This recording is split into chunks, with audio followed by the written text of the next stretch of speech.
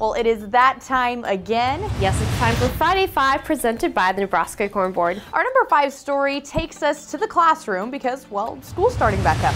The Nebraska Farm Bureau Federation selected 2 teachers for the 2019 Nebraska Agriculture in the Classroom Teacher of the Year Award honors. Carolyn Dolezal and Abby Spalding were honored at surprise ceremonies at their respective schools. Mrs. Dolezal has been a part of the Ag Pen Pal program for 15 years. Here's what she had to say after she was honored. I love the farm, and I feel that some of the children in the city don't really understand when they drive by a farm exactly what it's all about and how much work goes into it and how they should appreciate the people who provide their food for them. Moving on to story number 4. How do you feel about your artistic abilities, Alex? It's a good thing that I'm a broadcaster, but Nebraska students grades 1 through 6 are invited to enter their Ag masterpieces into the 2019 Nebraska Department of Ag poster contest. This year's poster contest theme is the many colors of Nebraska agriculture, so students can showcase all the colors of our state's #1 industry. Now, all artwork must be exclusively student created, and the entries need to be received by March 1st. I think we should have our own version to see what we can come up with. Let's stick to broadcasting. And at number 3, we're going to go to the West Coast to check in with farm broadcaster Susan Littlefield. Thanks, Hannah and Alex. I had a great opportunity to be in Portland this week with the Wheat Marketing Center. They brought, with the Nebraska Wheat Board, 8 folks in to learn more about the wheat industry, from the marketing side to the export to wheat quality, before that crop even leaves the field, for example, in Nebraska. And by the way, I got a certificate, so I guess I graduated.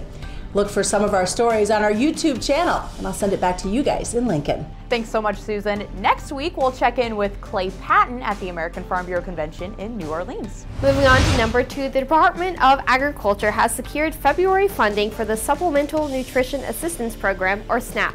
Although states will need to take action to issue February benefits on or before January 20th, 2019. The move appears to show that Trump administration is preparing for the government shutdown to continue through much of January, if not longer. Secretary Perdue says the action was directed by President Trump and that it works and is legally sound. Number 1 this week, after U.S.-China trade talks wrapped up in Beijing earlier this week, the U.S. Trade Representative's Office announced China has pledged to purchase a substantial amount of agriculture, energy, manufactured goods, and services. The meetings this week were the first face-to-face talks since U.S. President Donald Trump and the Chinese president agreed in December to a 90-day truce in a trade war. If no deal is reached by March 2nd, Trump has said he will proceed with raising tariffs to 25% from 10% on $200 billion worth of Chinese imports. That wraps up this second January edition of Friday 5, which is presented by our friends at the Nebraska Corn Board. Have a great weekend, and we'll see you right here next week. This is Mike. Mike likes his car. Mike likes to save money. And Mike likes to breathe. So Mike fills up with E15 with 15% American ethanol.